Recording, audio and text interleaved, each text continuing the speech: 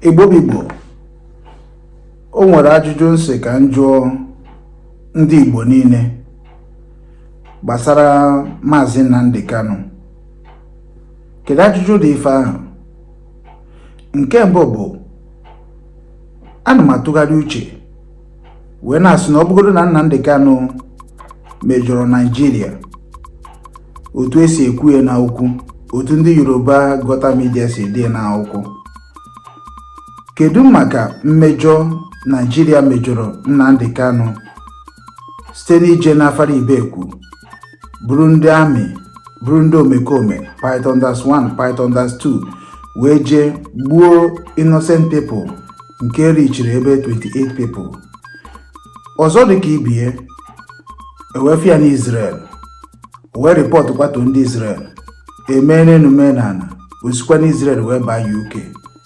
Ka ọ bara UK, ebe ahụ ka ọ nọkwa wee na-ekwukwu ihe niile ahụ bụ ihe ga-eme ka ụwa niile tinye aka mara ife ga-eme ka edozie ala Igbo, ka ndị niile bụ ndị ọ na-atụ n'ọnụ na Naịjirịa ka ọ tụdobe ha n'ọnụ, ka ife a Trump ji wee gbanye egbe na Naịjirịa, gbanye bọmbụ na Naịjirịa, ka ọ rapụ ime. Aka na-ekwu ka na-ekwu, ha were ndị intelligence security ha wee rụkọ wit ndị Kenya wee kidnap Nnamdi Kanu, which na ịbịa na international law not against human rights. So na kidnap Nnamdi Kanu na Kenya without the lawful way. So automatically Nigeria mejọrọ Nnamdi Kanu in his own father compound, bịakwa na Kenya mejọ.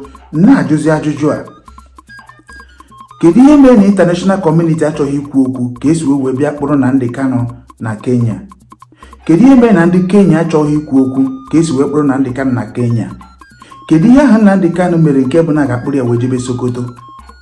Kedu ihe ahụ Nnamdi Kanu mere nke bụ na ụwa niile gbara nkịtị n'isi ya? That means na anyị niile na-eso Nnamdi Kanu ekwu okwu n'ihe niile a, n'okwu otu a ka ọ ga-adịrị anyị dịka asa akpa nkata.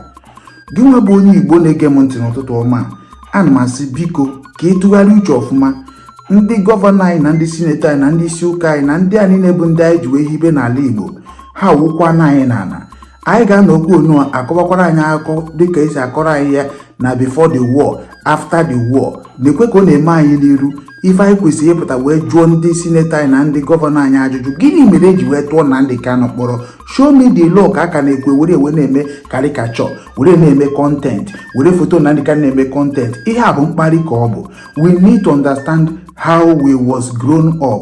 We need to understand how our father train us. Anyị abụrụ ndị na-alapụ nwanne anyị na mba no matter ihe ọbụla o mere. So ana m asị onye ọbụla bụ onye Igbo nwere conscience tụso ozi a ka o jekwuru ndị okenye anyị a, jekwu ndị eze anyị, jekwu ndị gọvanọ anyị a bụ ndị nke nọnụ, ndị Hausa bụ ndị anyị ka mma, ndị Yoruba bụ ndị anyị ka mma, wee kpọrọ nwanne anyị nwoke na-ekwu okwu exactly what is going on in Nigeria, kpụrụ ya tụ ya na Sokoto without ịgwa anyị ihe ji wee kpe ya ikpe.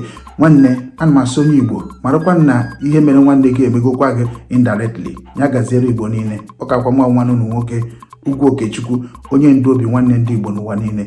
Ya gaziere unu ụbọchị tata. Ndewonu.